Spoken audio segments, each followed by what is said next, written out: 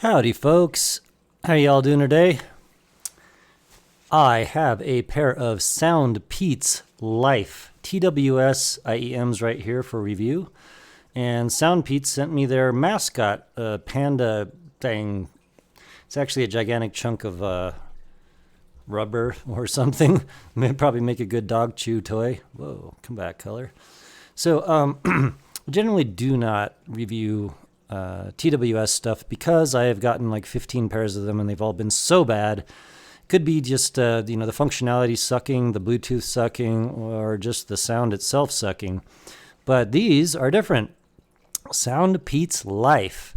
I just looked up the price of these and I was convinced they were like between $70 and $100. I got these before they were released about a week ago. They are $40. And at that point, whoa. All right, so let's just talk about this. These are 12 millimeter dynamic driver TWS headphones. They have three modes, so to speak. They have active noise cancellation, they have normal, and then they have pass-through, so you can hear things.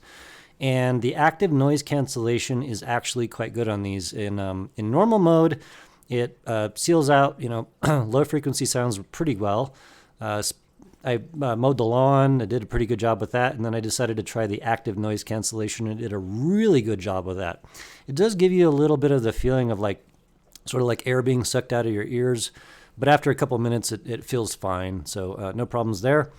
So these guys will last about 5 hours on a battery charge. And I've used them for a week through entire days and been able to get through a whole day off and on listening to podcasts, doing phone calls, things like that. Okay, let's talk about the Bluetooth range. It's about 30 feet plus, going through walls and various things. Now, I do have an LG phone, and they have very good Bluetooth range. But I walked across my entire house, went to the bathroom, and had these in my ears, my phone on my desk, and they had a stable connection and worked perfectly. So that's amazing. They have a 12 millimeter dynamic driver. And you can hear all of that mojo in these headphones. It gives up nothing in terms of bass and extension, both ways, bass and treble extension. Really, really nice. And one of the things that really struck me about these is the Soundstage is quite amazing. It's very deep, very wide. The positioning isn't necessarily anything compared to top of the line headphones, but overall, it gives you a very nice feeling of being in a reverberant space. Soundtracks, podcasts, YouTubes all sound perfect, and I really enjoyed it for that. And also not bugging my wife and stuff like that. So been able to get through entire days without charging these in the case, and active noise cancellation works really well. I usually use it on normal, which doesn't give you sort of that suck out feel in your brain.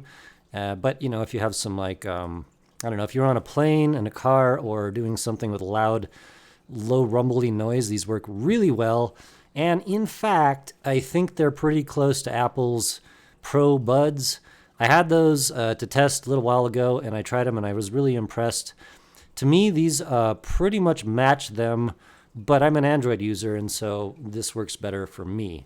Just real quick, USB-C, of course. They come with a little cable. They do come with some little short tips here. And I'm using some Tanya tips on these guys right now, which, they just fit me well, is all, really. And by the way, the bore on these is ovular. Not sure why they did that, but it is what it is. There are certainly vents on these guys, and you can hear air noise, definitely wind noise, so I wasn't super happy with that. This is a touch button panel thing. Each of the headphones has one of them, and you can do volume up by touching one, volume down with the other, and you can do other functions like switch between active noise cancellation with a long hold, normal mode, gaming mode, which is aptX LLC, low latency mode, and then they have AAC as a codec. So when I connected them to my Windows computer and my phone, they connected with AAC, and it sounded fine. There's no warbling, weird crap in the treble, and I enjoyed it a lot. So in terms of how these sound, other than being deep and wide and really well, good for podcasts, movies, and also a good amount of genres of music, I would say that I didn't particularly enjoy them as much as I'd like with metal. With R&B, they did really well. Rap, really well. Classical, actually really well. Reggae, super well. Let's see, what else do I have? Vaporwave was like really amazing.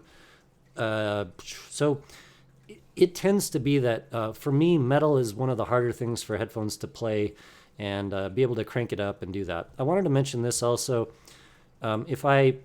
A lot of TWS, you pair it with your phone, and then your phone's volume control controls the volume on these. So it's like the headphones themselves are maxed out in volume, and then you're controlling the levels going into them with your phone volume. These aren't like that. So you max your phone volume up, and then you can, by touching one or the other, lower or increase the volume on the headphones themselves. That's cool. I like that. So let's just look at a graph, and I'll talk about it real quick. Let's see right here. Boom. Wow, that's incredibly weird. All right, so real quick, this is not real quick. This kind of graph is nearly impossible to achieve without active EQ. I just don't know how they could possibly do this. We got this crazy dip at 200, and then we have 10 plus dB of pin gain, ending at about 2.2 to 2.3K. We get over to about 5.5K, and then we have a slow, steady slope down. Now, here's the thing to know about this so far, is that most TWS will roll off a lot faster than this. Using the AAC codec, it doesn't do that. You don't hear any of that weird warbly crap, so I'm really happy with that. AAC, fine, no problem. LDAC, even better, but, you know, we have to worry about battery life on these guys. So we can see that we have a tremendous amount of bass on these. We can see that certainly extension goes below 30 hertz quite well. And then also in the treble ranges, I really actually hear the treble as being quite extended. Graphometer may not show you that depending on what you're expecting, but you know, there it is. So just wanted to go over that. And I've been rocking these for a week, using them all day. The case will give you 25 hours of charge time according to the manual. I haven't actually run the case out, but these will certainly get you through a whole day of doing normal stuff, phone calls, listening to stuff on the internets, you know, stuff like that. Music listening, fine. I actually enjoyed listening to music on these quite a bit. It's the staging is extremely wide, extremely deep. Pinpoint positioning, not that great. You do get 12 millimeter dynamic driver mojo on these completely. It's just effortless, and you can absolutely hear it. They sound larger than any other TWS I've heard. And I was thinking to myself, man, what if these were plugged in with a cable? Would that be any better? And the answer is maybe.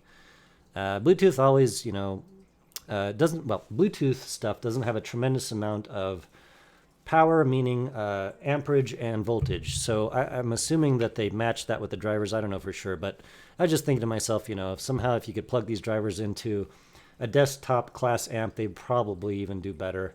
Active EQ notwithstanding, like I said, I don't think you can achieve this graph without active EQ, so that's pretty cool. These get a recommendation. I have enjoyed them a lot. They're the first TWS out of like 15 I've tried in last years. Thrown most of them away, given most of them away to my friends. But these ones are actually useful for me. The Bluetooth functionality is reliable and it works. And these do lock into my ears really well. By the way, the plastic quality is higher than normal. It's not like chintzy crap. So, you know, when you lock it into your ear, they kind of do fit like forward like Apple earbuds, but they lock there so you could shake your head and they won't fall out. That's cool. Especially as I'm running. I don't want these falling out. I'll never find them again. Soundpeats logo is cool. These get a recommendation. And again, I thought these were like between 70 and $100, and they're like 40. I just looked at that just before I did the review and was surprised, and I like them a lot. So these are going to get a recommendation. They're the first TWS, other than like maybe the Apple Pro Buds, that I actually enjoyed using and listening to. So awesome. Thank you, Soundpeats, for sending these, and I will talk to you on the next one.